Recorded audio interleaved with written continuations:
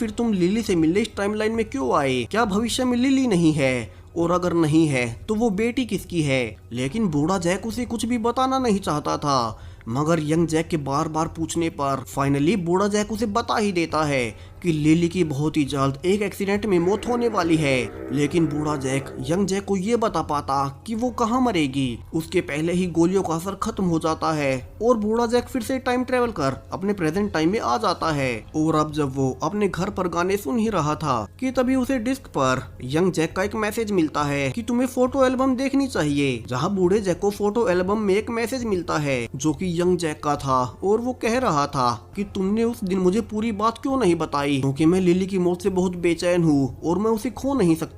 सो इसीलिए तुम्हें जल्दी से आकर मुझसे मिलना होगा, वरना मैं तुम्हारी लाइफ खराब कर दूंगा, क्योंकि जो भी मैं पास्ट में बदलने वाला हूँ उसका सीधा असर तुम्हारे भविष्य पर पड़ जाएगा और तुम्हारी रियलिटी ही बदल जाएगी। तो यहाँ से बूढ़ा जैक अब फिर से गोलियां लेकर पास्ट में टाइम ट्रेवल करता है, जहाँ यंग जैक उसे पूछता है कि जल्दी से बताओ लिली किस दिन मरने वाली है ताकि मैं उसकी मौत को टाल सकूं। अब बूढ़ा जैक यहाँ से बताता है कि लिली की मौत मेरी वजह से हुई थी, क्योंकि मैंने अपने काम के बीच उसे ठीक से टाइम नहीं दिया और तुम्हारे साथ भी यही होगा।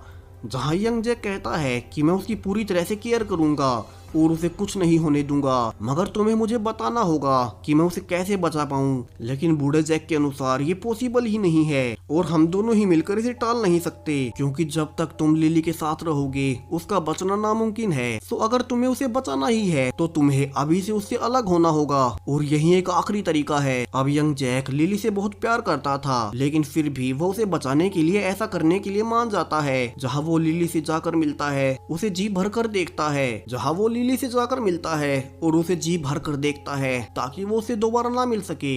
और अब ऐसे ही 3 महीने बीत चुके हैं, जहां यंग जैक के पिता की हालत बहुत खराब है और वे एक हॉस्पिटल में एडमिट भी हैं। वहीं लिली को आज 3 महीने बाद छुट्टी मिली है, तो वो जैक से मिलने के लिए आने को कहती है। वहीं जैक नहीं चाहता कि वो उससे मिलने आए और इसीलिए वो पिछले 3 महीने से उससे मिला भी नहीं है। लेकिन तभी बूढ़ा जैक उससे कहता है कि तुम्हें लिली को यहाँ बुलाना ही होगा, क्योंकि अगर वो वहाँ रही तो वो अपने एक्वेरियम में एक डॉल्फिन के हाथों मारी जाएगी। तो उसे बचाने के लिए तुम्हें आज उसे अपने यहाँ बुला लेना चाहिए। और ये जानकर जैक अब लिली को बुला ही लेता है, मगर अब वो उससे कहता है कि वो उसके साथ नहीं रह सकता। और यहाँ से यंग जैक अब बहाना बनाते हुए उससे ब्रेकअप कर ही लेता है ताकि उसे सेफ रख सके। वहीं इसी बीच अब यंग जैक के पिता की भी मौत हो जाती है, जहां उनके अंतिम संस्कार में बूढ़ा जैक भी आया हुआ था।